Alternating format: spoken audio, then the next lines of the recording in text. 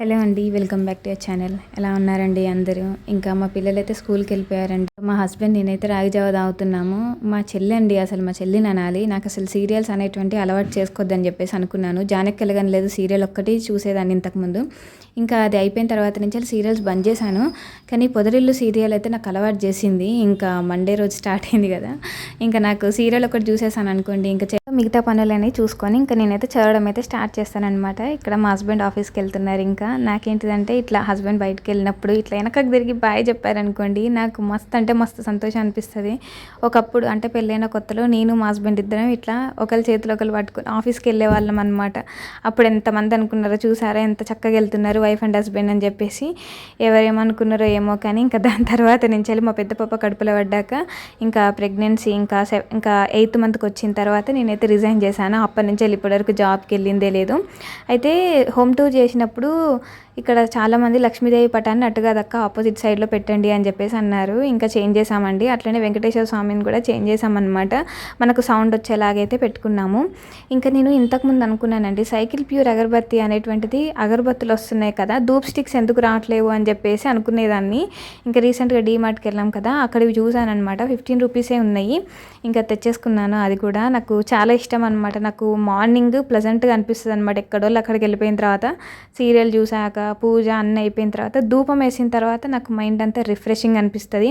ఆ నిద్ర అన్న ఫీలింగ్ అనేటువంటిది రాదనమాట. ఇంకా ఎక్కడోళ్ళు అక్కడికి వెళ్ళారు, నా పనులన్నీ అయిపోయాయి. ఇంకా నేనైతే ప్రిపరేషన్ స్టార్ట్ చేశానండి. అదేంటో నాకు నిన్ననే సండే నైట్ నాకు ఒక కల వచ్చిందండి సడన్గా. అంటే ఆల్రెడీ గ్రూప్ 1 అప్లై చేసిన వాళ్ళందరూ, ఇంతకు ముందు నుంచి అలా అప్లై చేసిన వాళ్ళందరికీ ఒక ఛాన్స్ ఇస్తున్నాము మేము, మళ్ళీ ప్రిలిమ్స్ కండక్ట్ చేస్తున్నాము అని చెప్పేసి 1 వీక్లో ఎగ్జామ్ ఉంది అని చెప్పేసి పెట్టారనమాట. హాల్ టికెట్స్ రిలీజ్ చేస్తున్నామని చెప్పేసి.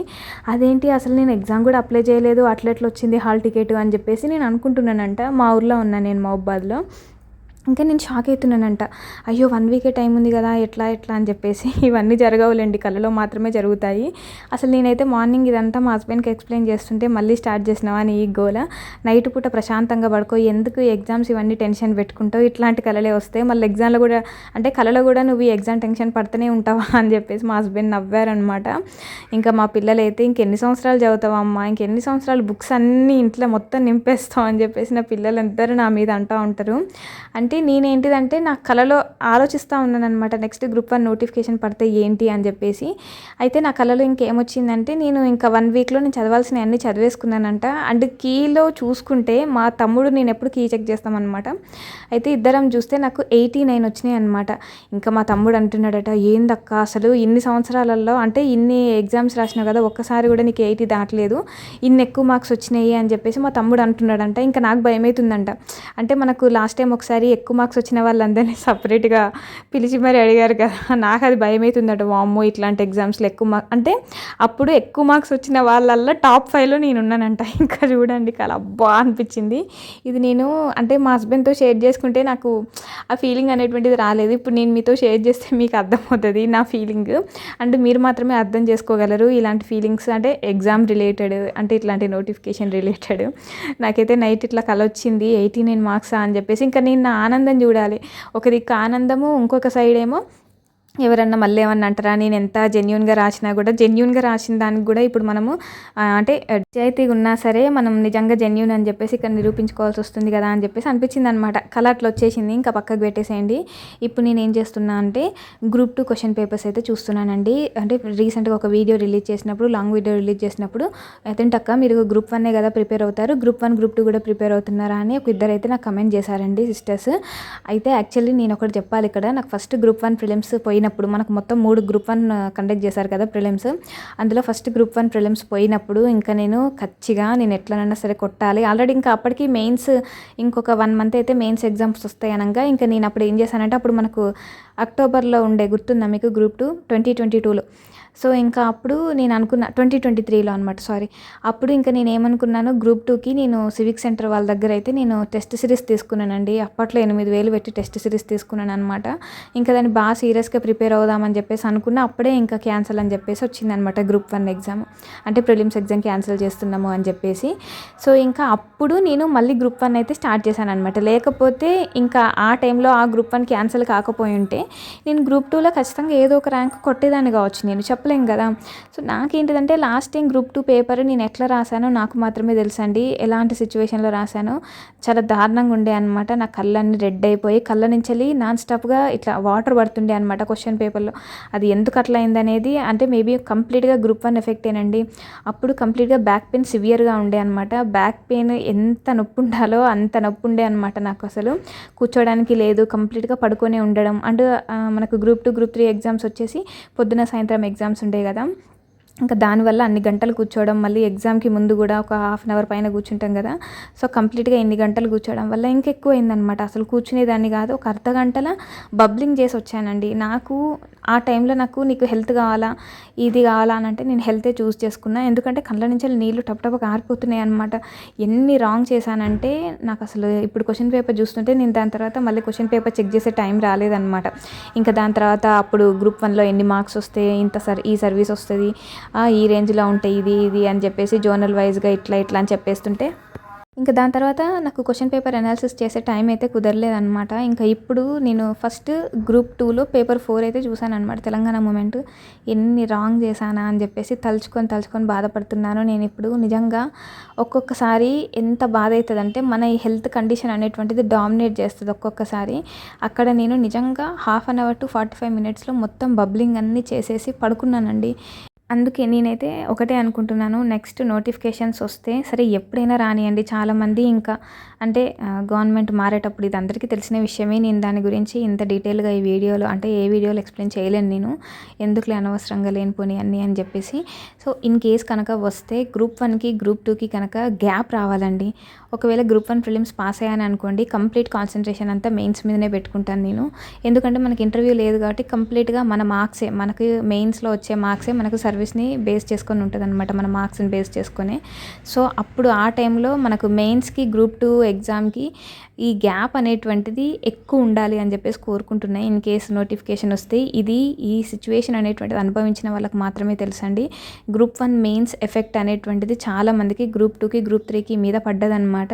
కొంతమంది గ్రూప్ 1 మెయిన్స్ని లైట్ తీసుకొని గ్రూప్ 2 గ్రూప్ 3 మీద కాన్సన్ట్రేట్ చేసిన వాళ్ళు ఇప్పుడు నాకు తెలిసిన చాలామంది ఫ్రెండ్స్ సర్కిల్లోనే జాబ్ చేస్తున్న వాళ్ళు ఉన్నారండి.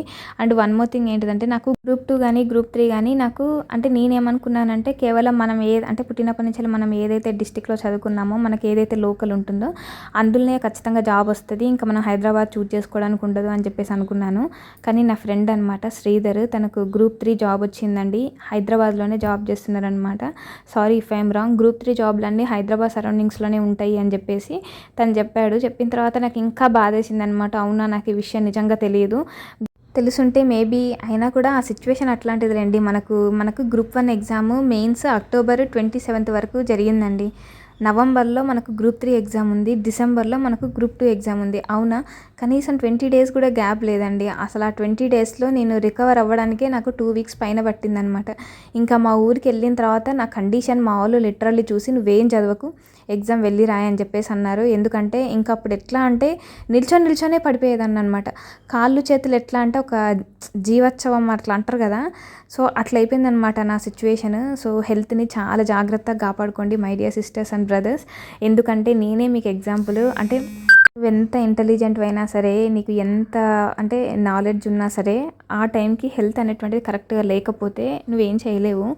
అది మన చేజారిపోతుంది ఇంకా. సో అందుకనే చెప్తున్నాను, హెల్త్ అనేటువంటిది చాలా జాగ్రత్తగా చూసుకోండి. అండ్ ఇంకొకటి ఏంటంటే కొంతమంది ఆ టైంలో పిల్లల్ని వదిలేశారనమాట. చాలామంది 2022 నుంచి వెళ్ళి 2025 వరకు పిల్లల్ని ఊర్లో వదిలేసి వచ్చిన చాలామంది సిస్టర్స్ ఉన్నారు. అంటే రిలేటివ్స్ ఇంట్లో కొన్ని రోజులు, కొన్ని హాస్టల్స్లో అట్లా ఉన్న వాళ్ళు ఉన్నారు. అప్ అండ్ డౌన్ అట్లా చేసుకుంటా, అంటే మధ్యలో అట్లా ఇంటికి వెళ్ళి వచ్చుకుంటా. సో అట్లాంటి ఆ సిస్టర్స్ అయితే నాతో చాలా షేర్ చేసుకుంటారు. అక్క నాకు నిజంగా గ్రూప్ 2 జాబ్ వస్తుంది, లేదంటే గ్రూప్ 1 వస్తుంది అని చెప్పేసి అనుకుని నేను పిల్లల్ని వదిలేసి వచ్చాను. ఇప్పుడు నా పిల్లలు నేను అంటే నార్మల్గా 2022 నుంచి ఇక్కడికి 4 ఇయర్స్ కదండి. నా పిల్లలు స్కూల్కి వెళ్తున్నారు. నిజంగా నా పిల్లల చిన్నతనాన్ని నేను మిస్ అయ్యాను అక్క చాలా. మీరు అప్పుడప్పుడు చెప్తా ఉంటే నాకు అర్థం కాలేదు. నిజంగా నేను ఆ సిచ్యువేషన్లో ఇప్పుడు ఉన్నాను. అంటే ఆ బాధపడుతున్నాను నేను, మదర్హుడ్ని మిస్ అయ్యానే అని చెప్పేసి. నాకు ఇటు మదర్హుడ్ మిస్ అయింది, ఇటు 2 జాబ్స్ రాలేదు.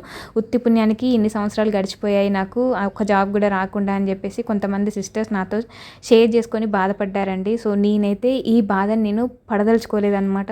అందుకని స్టార్టింగ్‌లోనే నాకు ఇవన్నీ తెలుసండి. కొంత టైం అంటే కొన్ని సంవత్సరాలు మన ఎగ్జామ్స్ రాస్తా ఉంటే కోల్పోయిన తర్వాత తెలుస్తదనమాట.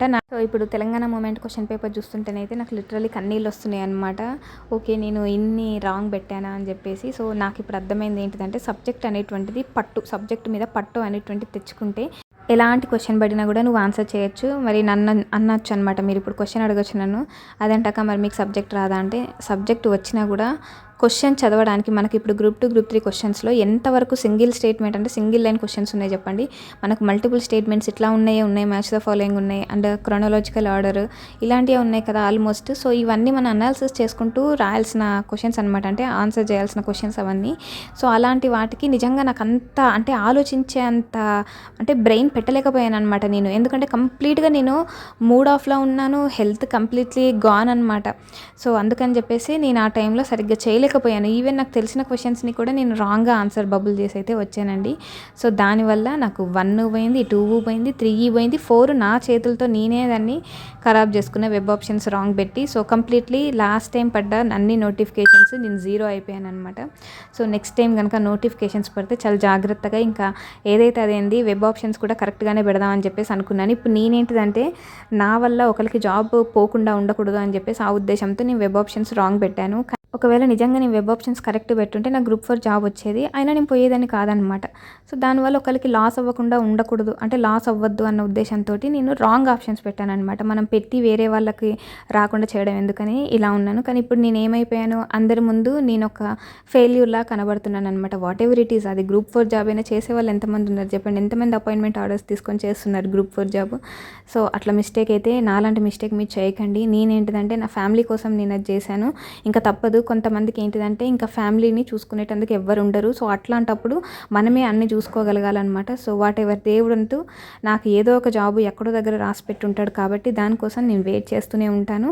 కాకపోతే ఈసారి కొంచెం హెల్త్‌ని జాగ్రత్తగా చూసుకుంటాను. వన్స్ ఒక్కసారి హెల్త్ ఖరాబ్ అయింది అని అనిపిస్తే మాత్రం కంప్లీట్‌గా రెస్ట్ అయితే తీసుకుంటానండి. ఇంకా రేపటి నుంచెలైతే కరెంట్ అఫైర్స్ రెగ్యులర్‌గా చదవడానికి అయితే ట్రై చేస్తాను. సో, అంతేనండి. By, take care.